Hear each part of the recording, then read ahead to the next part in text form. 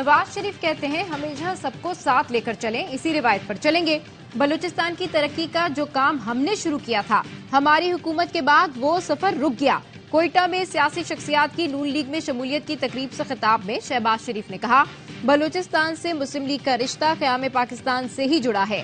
ذرائع کا کہنا ہے 30 کے قریب سیاسی شخصیات کی نون لیگ میں شمولیت متوقع۔ تقریب میں جام کمال، میر سلیم کھوسا، نور محمد موجود، سردار عبد الرحمان کھیتران، محمد خان لہڑی، سردار مسعود لونی سمیت متعدد رہنماؤں کی شرکت۔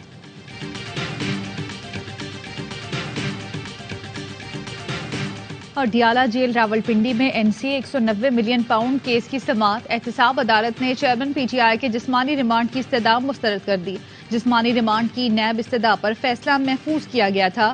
کیس کی سماعت احتساب عدالت کے جج محمد بشیر نے کی۔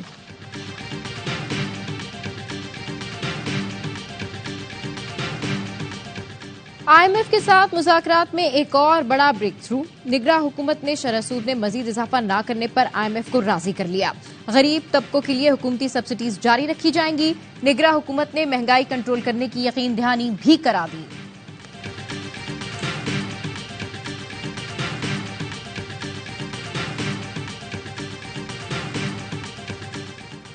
اور جنوبی غزہ پر بھی اسرائیل کے وحشیانہ حملے جاری۔ جبالیہ کیمپ پر حملے میں 30 فلسطینی شہید، سینکڑوں زخمی۔ خان یونس میں اسرائیل کی بمباری، 12 گھر تباہ ہو گئے۔ آکسیجن نہ ملنے سے الشفا اسپتال میں 7 نومولود دم توڑ گئے۔ الشفا اسپتال میں 189 شہیدوں کی اجتماعی تدفین کر دی گئی۔ شہادتوں کی تعداد 11,200 سے تجاوز کر گئی۔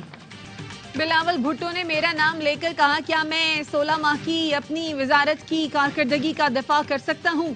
بلاول بھٹو کے لیے عرض ہے، میں نہایت فخر کے ساتھ ایسا کر سکتا ہوں۔ احسن اقبال کا بلاول بھٹو کو جواب، کہا بلاول بھٹو نے جس تھرکول منصوبے کا کریڈٹ لیا کاغذوں میں گھوم رہا تھا۔ نون لیگ کی حکومت میں اس کے لیے فنڈنگ فراہم ہوئی اور یہ خواب حقیقت بن سکا۔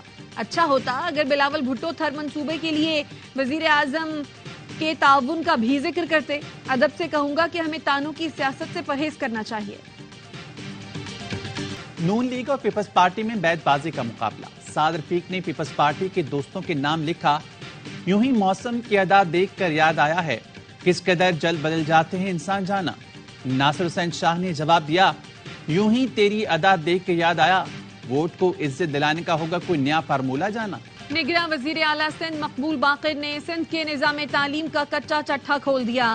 کہا محکمہ تعلیم کے مالی معاملات میں بھی شدید گھپلے ہیں۔ ٹیکسٹ بک بورڈ اور تعلیم کے دیگر شعبوں کی کارکردگی انتہائی مایوس کن ہے۔ تعلیم کو مکمل نظر انداز کیا جا رہا ہے۔ اسکولوں کی حالت خستہ ہے۔ لائبریریوں میں کتابیں نہیں، لیبارٹریوں پر تالے پڑے ہیں، آلات اور کیمیکل موجود نہیں۔ نااہلی اور مسائل اتنے پیچیدہ ہیں کہ نصابی کتب وقت پر نہیں چھاپ سکتے۔ کوئی صحیح کام نہیں کر رہا۔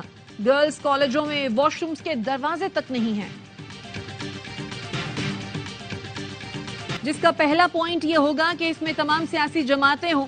سب سے زیادہ نشستوں والی جماعت وزیر اعظم کے لیے 3 نام دے، ان میں سے ایک کو اسمبلی منتخب کرے۔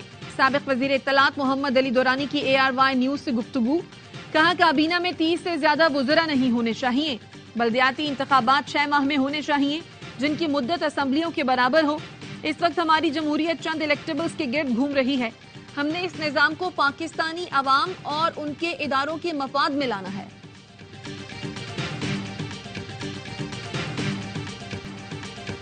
ایشیا کپ اور ورلڈ کپ میں بہترین پرفارمنس، کپتان اور ٹیم مینجمنٹ سے جواب طلبی کا فیصلہ۔ بابر اعظم، مکی آرتھر اور گرانٹ بریڈمن کو کل طلب کر لیا گیا۔ پاکستان بورڈ نے توصیف احمد کی سربراہی میں قائم عبوری سلیکشن کمیٹی تحلیل کر دی۔ نئی سلیکشن کمیٹی تشکیل دینے کے لیے مشاورت جاری۔ عبوری سلیکشن کمیٹی انضمام الحق کے استعفے کے بعد تشکیل دی گئی تھی۔ سینٹرل کانٹریکٹ کا سر نو جائزہ لینے کا فیصلہ۔